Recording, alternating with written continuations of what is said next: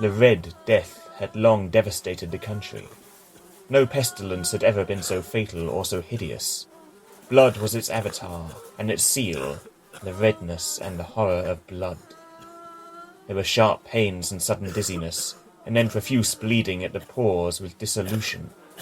The scarlet stains upon the body, and especially upon the face of the victim, were the pest ban which shut him out from the aid and from the sympathy of his fellow men. And the whole seizure, progress, and termination of the disease were the incidents of half an hour.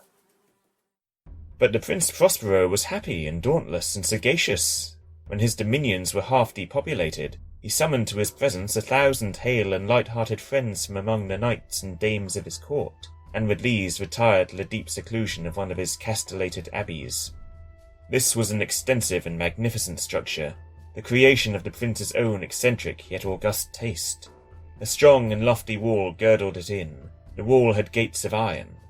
The courtiers, having entered, brought furnaces and massy hammers and welded the bolts.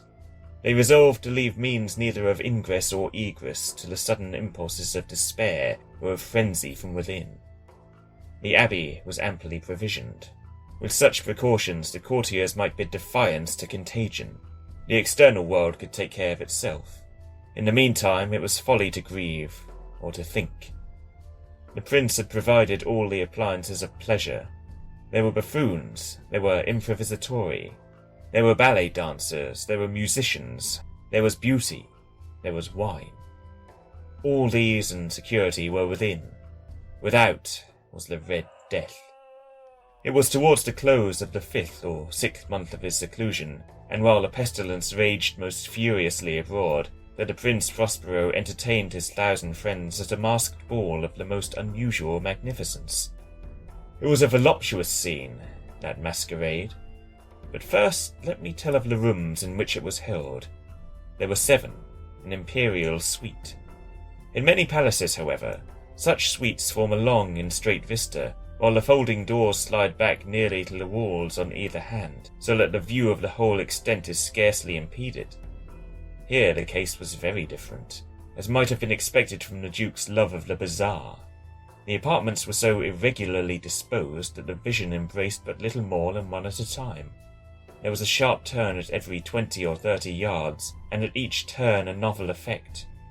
To the right and left, in the middle of each wall, a tall and narrow Gothic window looked out upon a closed corridor, which pursued the windings of the suite. These windows were of stained glass, whose colour varied in accordance with the prevailing hue of the decoration of the chamber into which it opened. That at the eastern extremity was hung, for example, in blue, and vividly blue were its windows. The second chamber was purple in its ornaments and tapestries, and here the panes were purple. The third was green throughout, and so were the casements. The fourth was furnished and lighted with orange, the 5th with white, the 6th with violet. The 7th apartment was closely shrouded in black velvet tapestries that hung all over the ceiling and down the walls, falling in heavy folds upon a carpet of the same material and hue. But in this chamber only, the colour of the windows failed to correspond with the decorations. The panes here were scarlet, a deep blood colour. Now, in no one of the 7 apartments was there any lamp or candelabrum. Amid the profusion of golden ornaments that lay scattered to and fro and depended from the roof, there was no light of any kind emanating from lamp or candle within the suite of chambers. But in the corridors that followed the suite there stood opposite to each window a heavy tripod, bearing a brazier of fire that projected its rays through the tinted glass and so glaringly illumined the room, and thus were produced a multitude of gaudy and fantastic appearances. But in the western or black chamber the effect of the firelight that streamed upon the dark hangings through the blood-tinted panes was ghastly in the extreme, and produced so wild a look upon the countenance of those who entered that there were few of the company bold enough to set foot within its precincts at all. It was in this apartment, also, that there stood against the western wall a gigantic clock of ebony. Its pendulum swung to and fro with a dull, heavy, monotonous clang, and when the minute hand made the circuit of the face, and the hour was to be stricken, there came from the brazen lungs of the clock a sound which was clear and loud and deep, and exceedingly musical. but of so peculiar a note and emphasis that, at each lapse of an hour, the musicians of the orchestra were constrained to pause momentarily in their performance, to hearken to the sound, and thus the waltzers perforce ceased their evolutions, and there was a brief disconcert of the whole gay company, and, while the chimes of the clock yet rang, it was observed that the giddiest grew pale, and the more aged and sedate passed their hands over their brows as if in confessed reverie or meditation. But when the echoes had fully ceased, a light laughter at once pervaded the assembly. The musicians looked at each other and smiled as if at their own nervousness and folly, and made whispering vows each to the other that the next chiming of the clock should produce in them no similar emotion. And then, after the lapse of 60 minutes, which embraced 3,600 seconds of the time that flies, there came yet another chiming of the clock, and then with the same disconcert and tremulousness and meditation as before. But in spite of these things, it was a gay and magnificent revel. The tastes of the Duke were peculiar. He had a fine eye for colours and effects. He disregarded the decora of mere fashion. His plans were bold and fiery, and his conceptions glowed with barbaric lustre. There were some who would have thought him mad. His followers felt that he was not.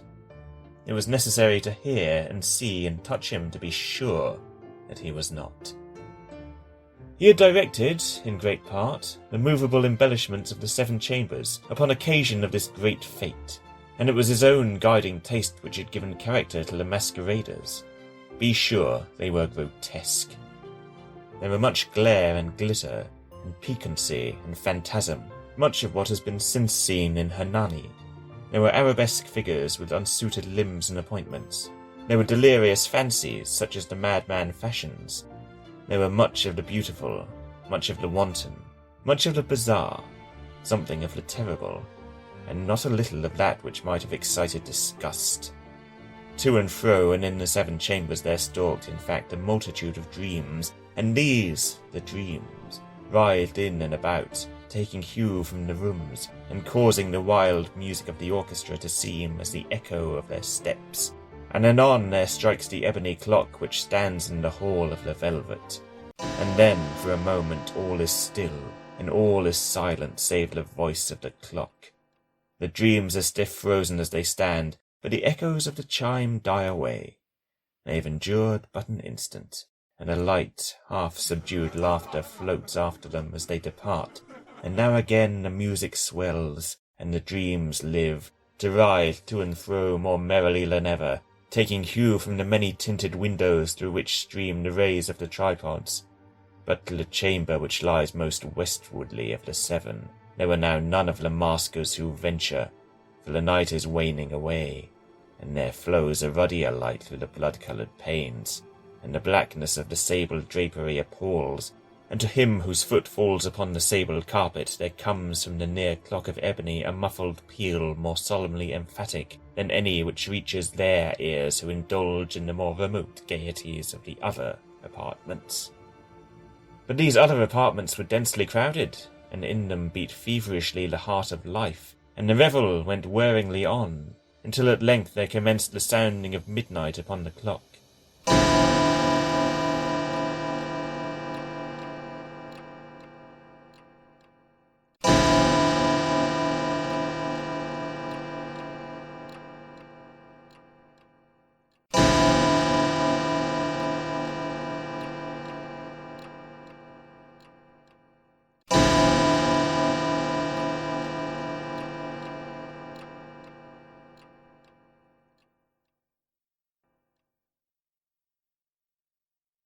And then the music ceased, as I have told, and the evolutions of the waltzers were quieted, and there was an uneasy cessation of all things as before. But now there were 12 strokes to be sounded by the bell of the clock, and thus it happened, perhaps, that more of thought crept with more of time into the meditations of the thoughtful among those who revelled, and thus too it happened, perhaps, that before the last echoes of the last chime had utterly sunk into silence, there were many individuals in the crowd who had found leisure to become aware of the presence of a masked figure which had arrested the attention of no single individual before. and the rumour of this new presence having spread itself whisperingly around, there arose at length from the whole company a buzz or murmur, expressive of disapprobation and surprise.